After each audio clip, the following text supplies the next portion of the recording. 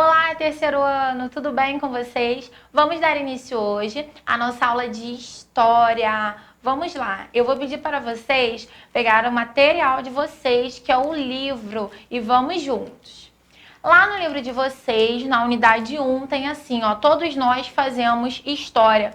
E essa imagem, gente, ela tá mostrando o quê? Ela tá mostrando uma cidade que aparentemente parece uma cidade, ó, antiga. Isso quer dizer que é uma cidade histórica. Tem uma moça, né, que ela já tem uma idade, pode ser até a avó desse menino, ou uma pessoa mais velha mesmo conversando com ele. E umas crianças fotografando e vendo todo o espaço que estão ao redor. Vamos lá. Vou falar um pouquinho para vocês sobre as fontes históricas. Coloquem aí na página 8, que vem falando assim, ó, todos nós, crianças, adultos, somos parte de uma história e construímos o tempo todo as nossas ações. O que isso quer dizer, gente? Desde que a gente nasce, a gente faz a nossa própria história. Isso quer dizer que a gente constrói a nossa história. A gente nasce, se torna criança e vai crescendo ao longo do tempo. E nisso que a gente vai crescendo, muitas coisas vão acontecendo. Isso a gente lembra que hoje vocês são pequenos ainda. Mas vocês lembram de quando vocês eram menores, coisas de quando vocês eram menores. E daqui pra frente vocês vão crescer. E quando vocês crescerem, vocês vão lembrar de coisas de quando vocês tinham a idade que hoje vocês têm. Assim são os pais de vocês, assim são os avós de vocês, assim são as famílias.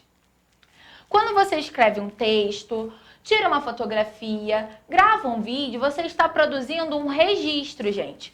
Esse registro que a gente faz, ele futuramente pode ser uma fonte histórica. Ele pode ser um registro da história, como, por exemplo, a nossa aula de hoje. Daqui a algum tempo, essa mesma aula pode ser uma fonte histórica, porque as coisas estão sempre evoluindo.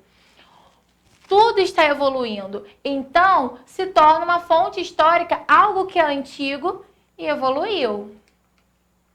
Os vestígios que nos ajudam a aprender sobre os antepassados são chamados de fontes históricas. Os museus, por exemplo, gente, eles são os lugares que mais armazenam essas fontes históricas, tá? Eles têm diversos tipos de períodos históricos, diversas histórias. Tem museu que guarda, né, coisas materiais, tem museus mesmo que guarda fontes imateriais. E a gente hoje, na aula de hoje, vai ver um pouquinho mais sobre isso. As fontes materiais são todas as fontes que são registradas por base física, ou seja, que a gente consegue pegar, ver ali com os nossos olhos. São objetos de pintura, esculturas, pode ser também filme, fotografia, roupas, móveis, construções e entre outros. Aí tem um exemplo, né, de uma escultura, né? Olha o formato dela, a gente consegue analisar tudo. Também temos, gente, as fontes imateriais. Tia Juliana, o que são fontes imateriais? É uma coisa que não é física, tá? São fontes que não são físicas. Porém, elas são representadas como? Por meio da comunidade, de festas, da própria cultura. Ela pode ser também passadas de geração em geração, através da oralidade. Toda vez que você conta uma história para alguém, essa sua história, ela está sendo o quê? Repassada. Quando ela é repassada, ela está sendo uma fonte histórica. A memória das pessoas, elas também podem ser uma importante fonte material. Nós temos o exemplo aí dos povos africanos. Lá na África, gente, tem os griots. O que são? São os idosos, que têm a função de contar para as crianças, para os jovens, as histórias dos antepassados, da cultura deles lá, ó, antigamente. Então, como vocês podem ver, eles se reúnem, né? Eles reúnem esses jovens, né, e essas crianças, como estão mostrando aqui, para poder contar um pouquinho das histórias, do costume, tá bom? Outro exemplo também de fonte histórica imaterial é uma técnica que eles usam na construção de um boneco. Vamos lá ver. A confecção do carajá é um método que é passado de geração em geração para as mulheres da comunidade. As bonecas são feitas em 5 etapas: extração do barro, preparação do barro, modelagem das figuras, queima e pintura. Elas são decoradas com a pintura corporal, as roupas e o adorno dos carajás. Quando as crianças brincam com elas, aprendem muito sobre o costume e a cultura do seu próprio povo. Então, assim, olha que legal essa boneca. Ela é culturalmente também da África. E toda essa construção dela é uma construção histórica. Agora, o que vai acontecer aqui? Vocês vão prestar muita atenção nesse vídeo que a tia vai colocar para vocês. Tá bom? Vocês vão acompanhar junto comigo e prestar bastante atenção. Vamos lá! Os Khoikhuro e as fontes históricas. Na região central do Brasil, no estado de Mato Grosso, está localizado o Parque Indígena do Xingu. Essa área abriga inúmeras aldeias indígenas, entre elas a aldeia Ipatse, onde vive um povo conhecido como Khoikhuro. Para entender um pouco da história e da cultura desse povo, nós podemos analisar algumas fontes de pesquisa, como documentos e objetos. Vamos ver como isso pode ser feito? Os principais meios de registro e transmissão de conhecimentos e tradições dos Khoikhuro foram, por muito tempo, as histórias faladas. Essas histórias, contadas principalmente pelas pessoas mais velhas, são chamadas de fontes orais.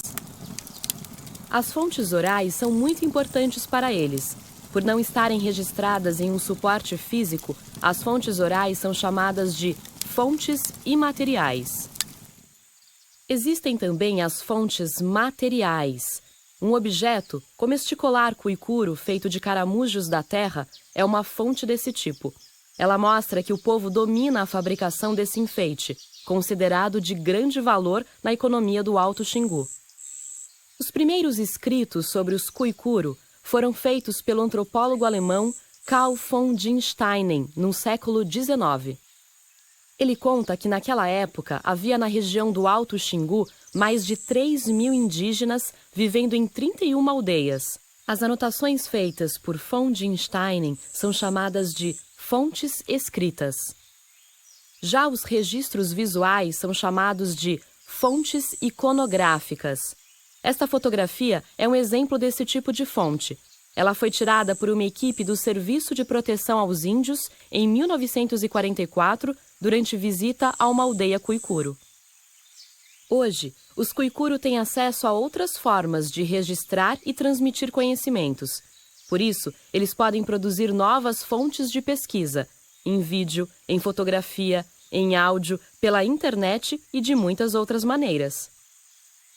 E é assim, por meio dessas e de diversas outras fontes, que podemos conhecer um pouco mais sobre a história e a cultura de um povo.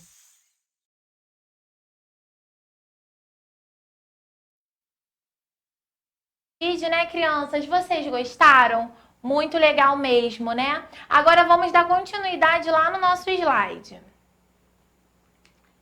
O que vocês vão fazer? Vocês vão prestar bastante atenção nos exercícios que a tia mandou para vocês, tá bom? E vocês vão prestar atenção também em tudo que foi falado na nossa aula.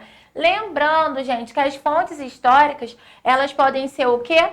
Materiais e imateriais. Material é tudo que é matéria, tudo que a gente consegue pegar, ver, tá? E a imaterial é tudo que a gente pode o quê? Recordar. Ela pode ser passada de geração em geração, de pessoas por pessoas, tá bom? Então tá, meus amores, um beijo e até a próxima aula.